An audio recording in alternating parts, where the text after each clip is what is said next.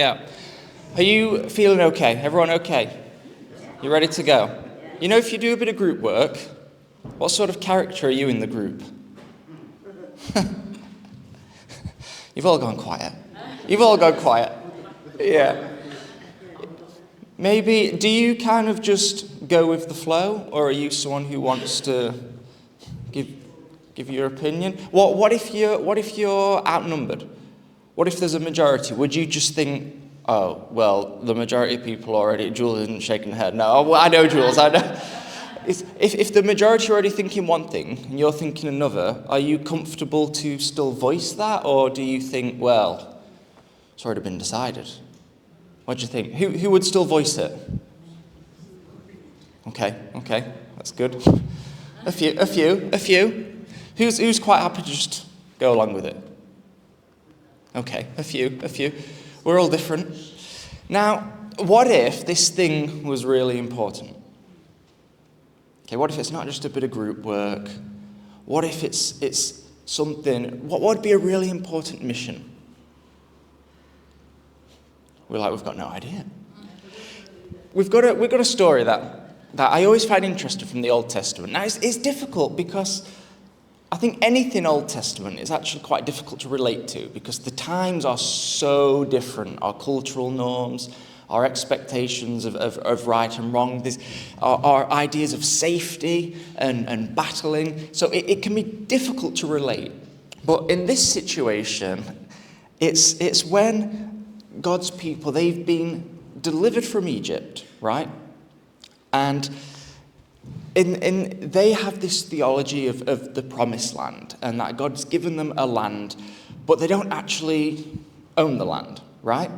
So they've got a bit of a difficult decision to make. They think, okay, well, theologically, we believe that God made this covenant, this promise, and gave us this land, but we're not in possession of the land. So, as I said, a very different time, but what did they have to do? They had to, as was the culture in that day, a lot of nations battling each other, they would have to physically battle for it. Which again, I said, is not something we relate to because thankfully we have quite a period of safety, which is good. But this was the trajectory they were on. So kind of put yourself in Moses' position for a little bit, right? So you have, as the story goes, you have come out of Egypt, you've delivered the people, and you're moving into that next phase. So you would presumably, from the viewpoint of Moses, you've seen some miracles, okay? So you would think, well, maybe that will embolden my spirit or give me an increased confidence for something. So they come to this point where they know they're going to have a battle ahead. So what does Moses do?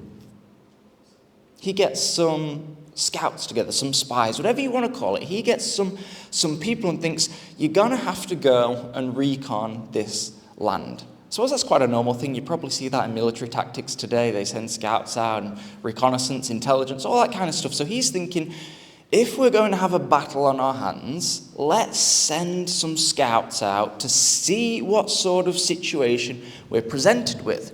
Now, we're given more information in Numbers 13 about this. So the people, the scouts, they go out and they spend some time doing what they're doing, and then they come back ready to give the report. They've got a debrief for Moses. How does this report go? So in Numbers 13:31, it says, we can't attack these people. They are stronger than we are. All the people we saw were of great size. We seemed like grasshoppers in our own eyes. The story goes on to say that only Joshua and Caleb disagreed. So Joshua and Caleb were thinking, no, I think we could do this. Let's give it a go. Everyone else was saying, we can't do it. We can't do it. So if you were one of those scouts, I mean, we already know the majority of you'd be speaking up, wouldn't you? If you were in that situation and the stakes are high, it would be easier to see how you might want to withdraw away, right? Because those are high stakes. They're not just, we've got a bit of group work. That is, well, I don't really want to go into battle. He'd be like, do you know what, Moses?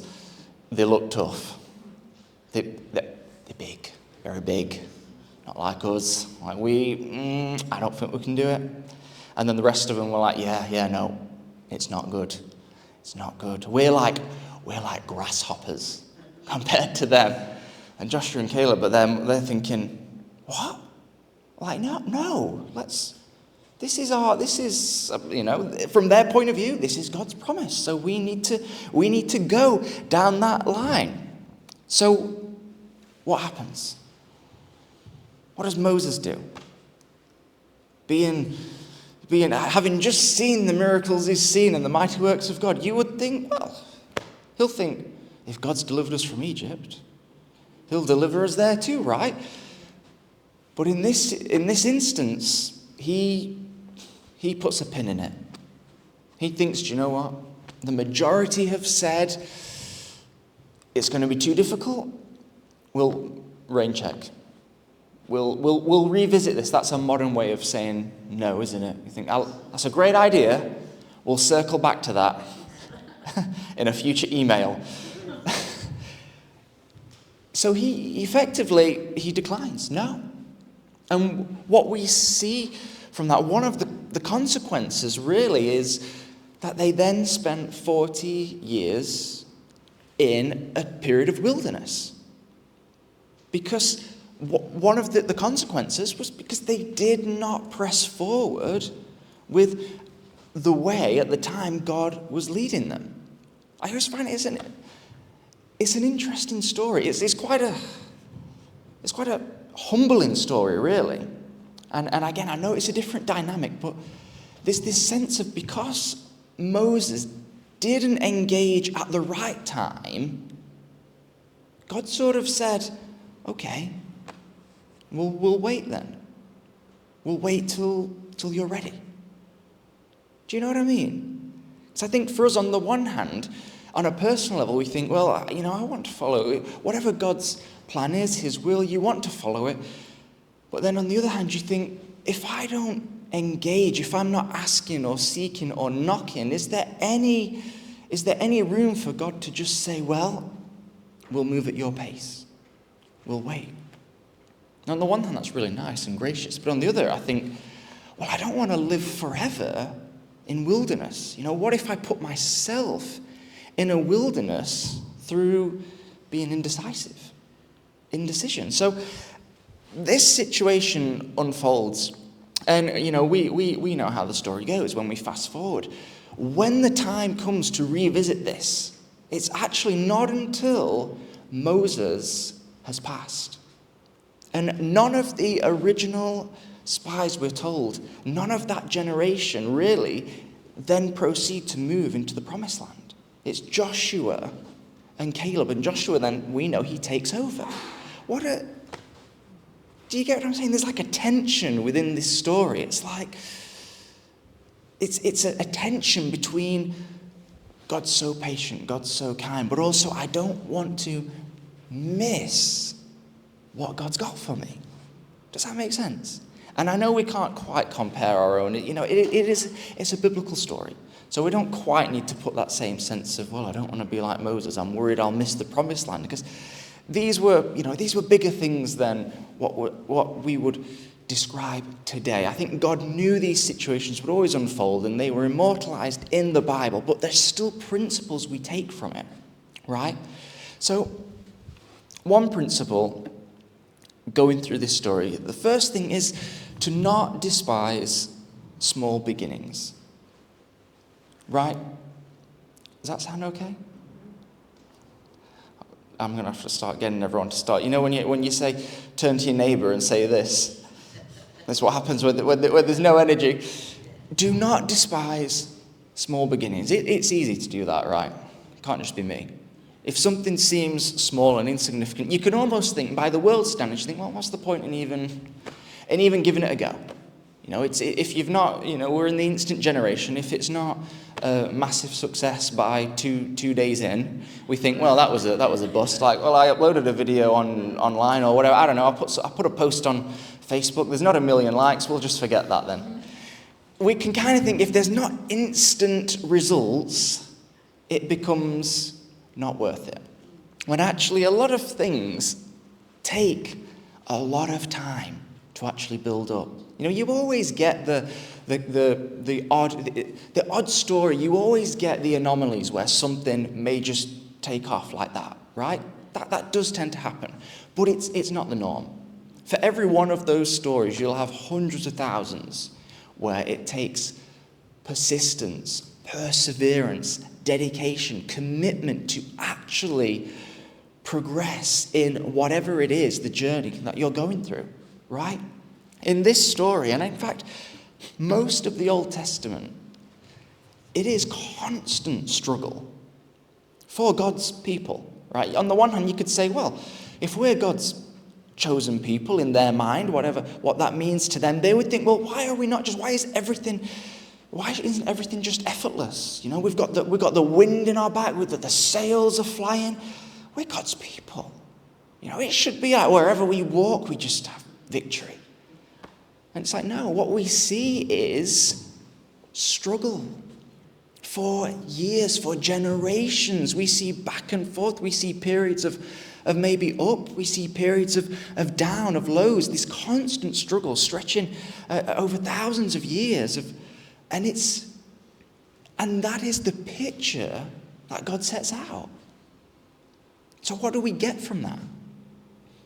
Well, to not despise small beginnings, and to know that actually, as a Christian, we should know this. We will have ups and downs. One of the biggest things is when people come to faith and maybe they've got this idea of Jesus and think, okay, well, everything in my life is going to be hunky-dory now. It's going to be great. I've become a Christian, so, God's got me, the Almighty, I'm in his arms. If he's for me, who can stand against me? And it's like, no, I get that, and there's a truth to that, but nowhere are we promised we're going to have an easy life, which that's not a great thing. It's hard to build a church on that. It's much easier to perhaps tread into a theology that I wouldn't agree with. There's a reason that there's popular theologies all over the world that are built around the health and wealth stuff, because it's nicer. You would like to hear that, wouldn't you? It'd be like, I've just become a Christian, everything's going to go great now. And there is a truth to God's gifts, there is. But as I said, at the same time, don't despise small beginnings. We have to be persistent. We have to be confident in his word, and we have to persevere, because we're not promised an easy life. None of us, unfortunately, are immune to the problems of this world. Is that right? Is that fair? None of us are. Doesn't matter how long you spend in prayer or not, none of us are immune. The spiritual condition we all live under right now, we don't get that immunity. There are times we see God move, but he says, look, if this is how it was for them for thousands of years, I want to create a bit of grit in my Christians, in my people. So do not despise small beginnings. Don't be afraid to dream big, but be prepared to put in the effort behind that. Is that fair? There were physical battles they had to fight, and I'm thankful I'm not in a generation where I'm having to do that, because I don't really consider myself much of a fighter. I wouldn't like to be in that kind of situation. But we will still have battles today of a different kind. And we've got to be willing to engage with that and to persevere with that. Is that okay? Basically, if God's put something on your heart, you've got a dream or a journey that you're going on, you're going to have to do some level of fighting for it. No one else is just going to hand that to you. Does that make sense? Whether you are running a business or whatever it is, you will have to contend for that thing, for it to grow and sustain itself. Second is that unity and commitment, it achieves amazing things. Something that we don't necessarily see as much today. Would you say on a scale of 1 to 10, how unified are we as a people? We could just go with the UK, couldn't we? Just our country. How unified would you say we are? Anyone want to throw out a number? Anyone feeling brave? You've all just said that you're happy to give your opinion. I bet we'll get some different numbers even here, right? Unity is actually a really difficult thing to achieve. But what we do see is that when you can get it, even in a small pocket, it is the difference between failure and success, isn't it? When you have, I guess this is more of a battle military theme, and I suppose the analogy fits. If even in a modern day, a military team are going to do a mission, there is a reason they spend so long working on unity and teamwork. Because if you don't have that, what happens when you get into a conflict or whatever it is they need to do? If they're all, no, I'm not doing that. Like, what did you say, Sarge? You want me to? No, I'm sorry, I don't do that. Like, I'll do that job over there. How would that go? Like, in the middle of the pressure, everything taking place, like you'd be moaning to another private, oh, do you know what Sarge wants me to do? They'd be like, we're kind of in the middle of something here. Do you get what I'm saying? I'm being silly with it, but we understand in a high-stakes situation like that, we can clearly see the need for unity. In that kind of situation, there's less time for debates, and it's more about we need to get this thing done. Because if we stop and we start falling out amongst ourselves, that is literally going to could cost us our lives. So, yes, that's high stakes, but again, there's a principle. Unity, it accomplishes so much more. And it's so difficult to actually achieve, but you see the difference between a team that works together and a team that doesn't. You see that, don't you? Whether it's, I don't know, we've got some football fans and whatever sport, whatever it is that we're picking, a team that works together, you will see a notable difference to one that doesn't, to one that is against itself. You know, there is a reason that we see so many churches come under issues of, you know, people, when we've got infighting or people, it becomes too political because it pulls apart at the inside. Whereas unity, we see from a biblical perspective, it manages to achieve a lot more. You know, when I was, these stories get older and older, you know, when I was a lot younger, we did public services at college, and it was mainly for people who were interested in, like, the police or the armed forces, things like that. There'd be a mix of people. So they would, you know, some of you know this, but they would make you do drill. You know, I'm not going to act it out, but you know the formations where you have to walk in formation, and you'll all, like, you put your foot down at the same time, you have to turn at the same time. And it doesn't come natural to a group of 15, 16-year-old students, can I say, if you've never done it before. So we had to practice. Every week they would set some time aside to do that. And you could think, oh, well, this just seems like a waste of time. What's the point of this? This is not going to help me in my future endeavors. But the point of it is they were trying to build in a sense of teamwork and unity.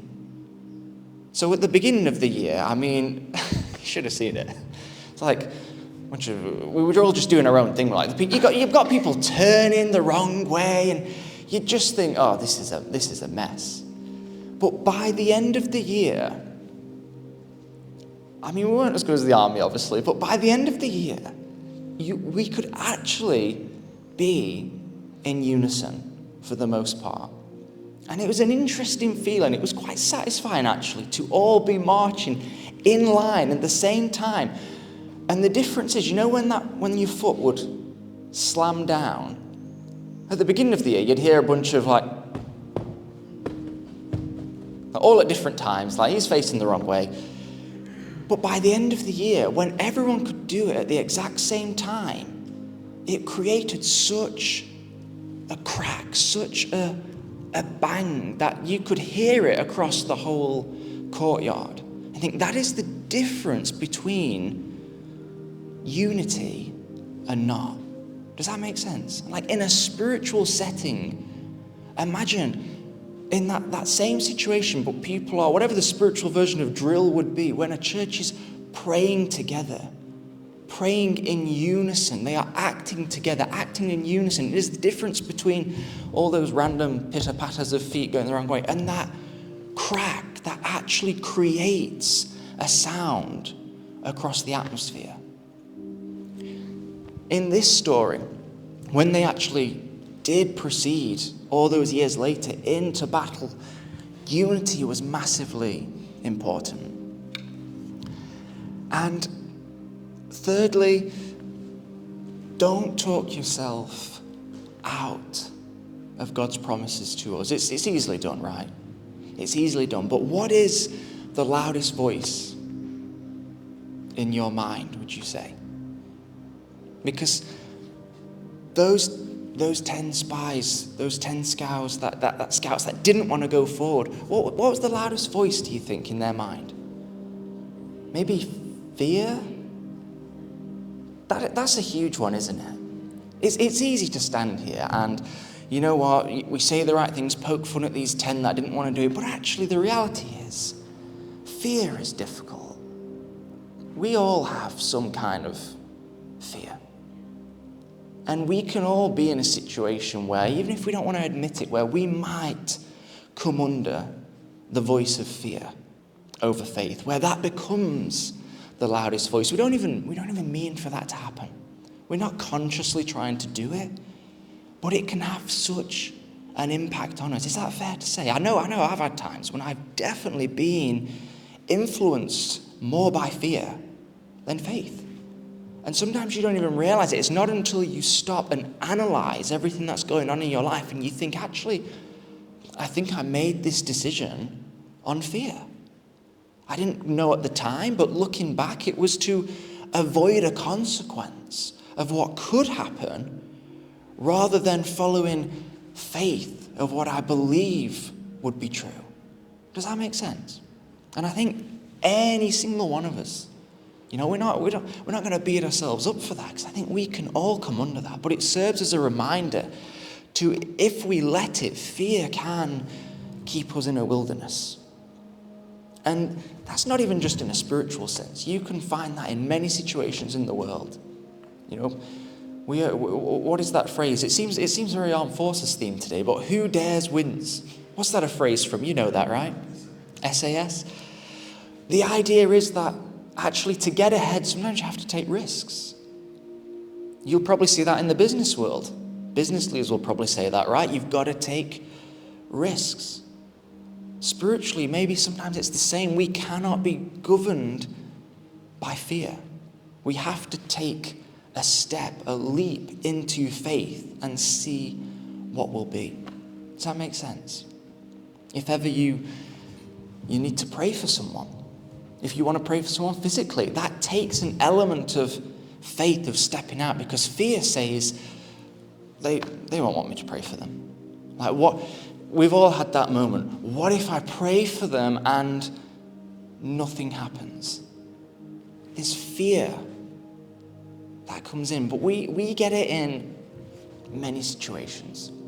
And you know what? We're not saying we're going to have human brains that never have fear, because we know that we're literally wired that way. We need a certain amount of it, but the point is we don't become governed by it. Because when we're governed by it, we see what happens, and our world gets smaller and smaller. Our relationships get fewer and fewer because we put up our guard, our barriers, and really what we do is we end up boxing ourselves in and cutting ourselves off from opportunity where we might feel any sort of pain or fear from that. Does that make sense? So we have to take a chance. We have to walk in some faith.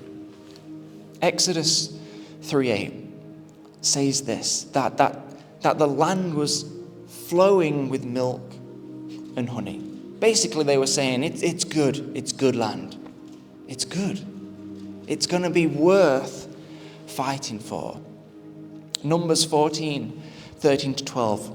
Although God did forgive them, he decided that, as we've said, not one of them would ever see the land that was promised except for Joshua and Caleb. So we see how fear, in a way, it restricted them from the promised land. In that physical sense. We know God didn't reject them in the eternal sense, but right here, right now, could be the difference between I'm stepping into what God's got for me or not. Because fear might think, well, I don't actually want to push the boat out. I don't want to go and do that or do this because I'm fearful of it.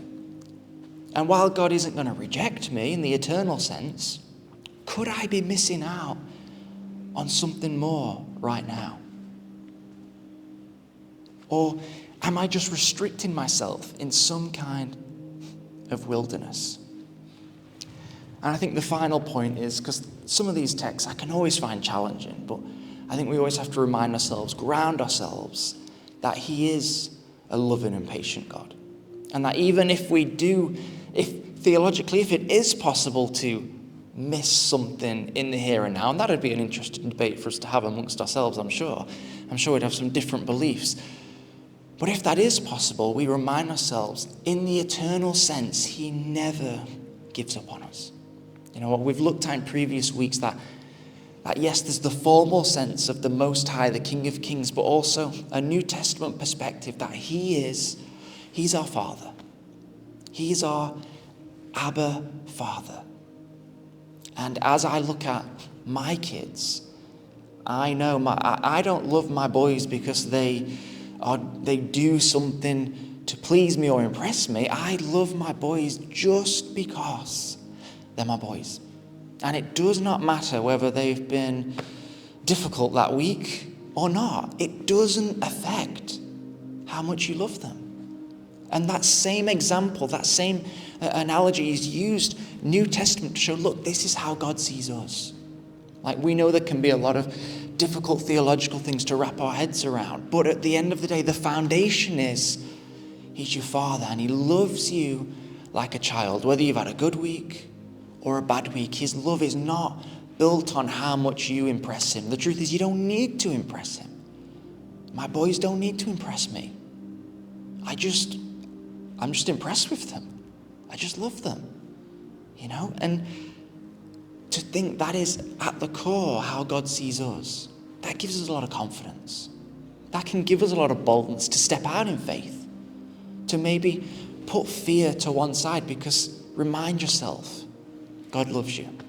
Things aren't always going to be easy. We're never promised an easy life, but through it all, God loves you and he's with you. And in an eternal sense, we know that there are better days to come.